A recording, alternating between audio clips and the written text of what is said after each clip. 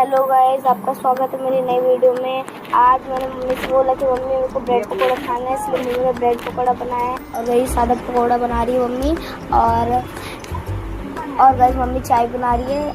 और गाइस ये मैंने मम्मी से बोला कि मम्मी को सादा वाला ठीक लगता है, आलू वाला ठीक नहीं लगता, इसलिए मम्मी ने आलू वाला बनाया नहीं है और मम्मी ने ब्रेड वाले बनाए हैं सादे। और मम्मी चाय के साथ अच्छे लगते हैं वो, और आलू वाले हैं मेरे चटनी के साथ अच्छे लगते हैं, इसलिए मम्मी ने सादे वाले बनाए हैं क्योंकि मेरे को चाय के साथ खाना था। तो गाइस हमारा बन के रेडी है, आप दिखा सकता हूँ रेडी है। इसका दिखाते हैं आप, इसको आप चाय भी खाना पहले ऐसे डुबाते हैं, खाते हैं। चाय बहुत अच्छी है, आप क्रंची भी है, आप भी घर पर ट्राई करना।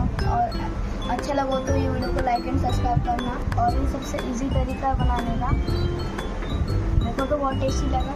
आप भी ट्राई करना, आप भी बताना कमेंट में कैसा लगा। Bye bye.